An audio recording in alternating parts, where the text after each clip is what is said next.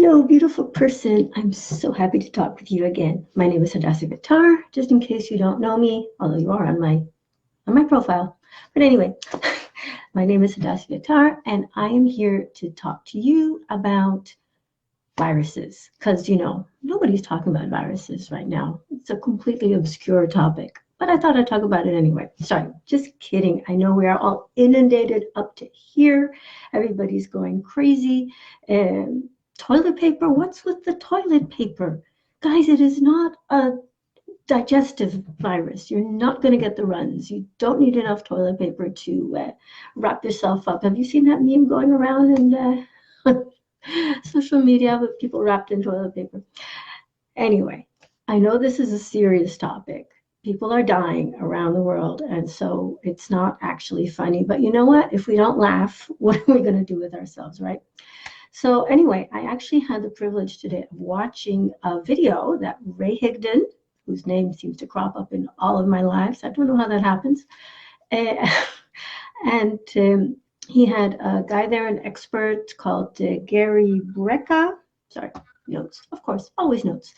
And Gary Brecka, who he's a guy who sells supplements, and he does all sorts of wellness stuff, and that's okay. So do I. And but he seemed extremely knowledgeable, so he said some interesting things. So I thought I would pass them on to you, just in case you did happen to not watch Ray's video. So this guy, like I said, he seems to be quite knowledgeable, and he said things that made sense to me. And one of the most important things that he said was that if you're going to get sick from the virus, he said about 70% of the world's population is going to be exposed to this virus. It is spreading, and it doesn't matter if you're with 1,000 people or with 3. Hey, Brian, it doesn't matter if you're with 1,000 people or with 3. If one of them has the virus, then you are extremely likely to be infected by it, because it comes, it travels in air droplets and so on, kind of like the flu. The main difference with the flu is that there's no vaccine yet. They're working on it. And secondly, humans are not immune to this because it just came over from animals, kind of like SARS did. So humans have no immunity to it. So it's something that if you get it, you are likely to get sick. If you're young, you will probably have it very mildly. If you're old or if you're immunocompromised, your outlook is maybe not as good.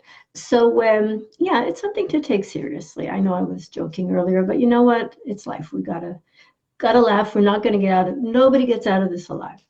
So anyway, here's what Gary Brecka said. First of all, he said, you can't hide. I mean, obviously you can take some precautions, but basically if you're basing your entire defense on not getting infected, that's maybe not the best idea, right? And then, so he said that the thing to do is to weaponize yourself, improve your immune system, okay? Because your immune system is all that's standing between you and getting really, really sick. If you are immunocompromised, Raquel, hi, nice to see you. If you are immunocompromised, then you probably need to take more extreme measures to try and separate yourself. Even then, this is why we need to have, the ICU and the breathing apparatus and all the thing ready for people who are immunocompromised. So how can people who are not immunocompromised support themselves so that they don't end up there, okay, and use up resources for people who actually really need them. I mean, it's like, why are people buying up all the hand sanitizer? If you had 6 bottles of hand sanitizer at home and there's nothing left for anybody else, don't you want other people to sanitize their hands? Anyway, I do not understand this panic buying. So that's a whole different rant. So anyway, here's what he said. He said, weaponize yourself. And he mentioned specifically, hold on, certain supplements. He said, hey, Vishana, omega-3s and omega-6s, so good quality omega supplements. Losing my train of thought here. And also, what else did he mention? Vitamin D3 and K2.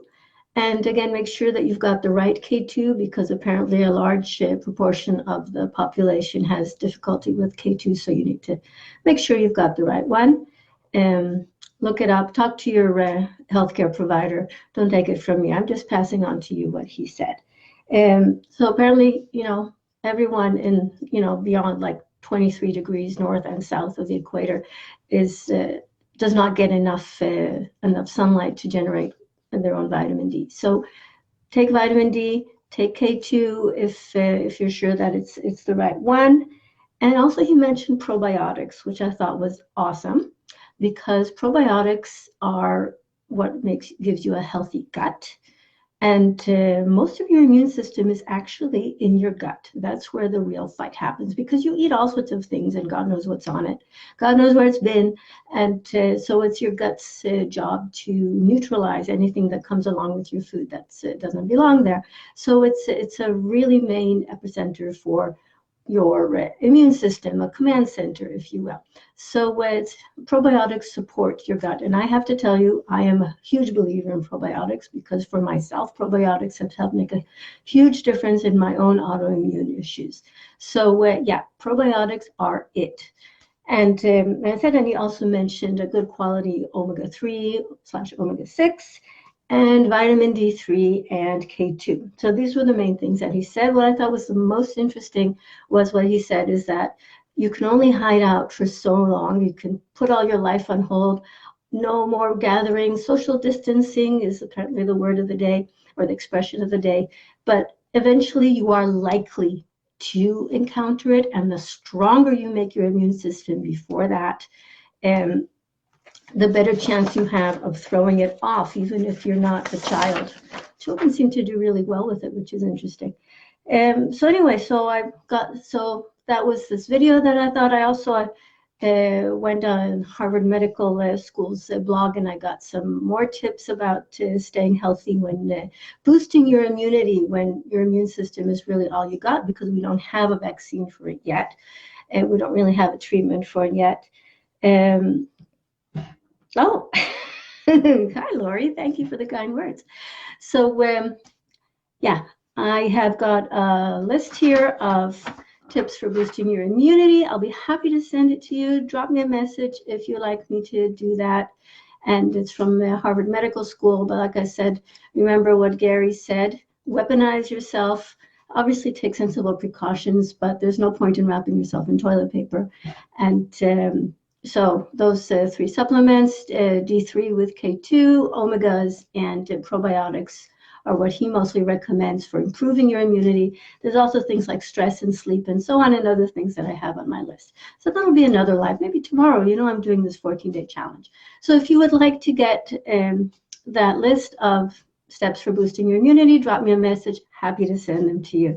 So yep, I will, Megan. No worries. I will send them to you. Have a great day, everyone. Remember, I love you. Bye.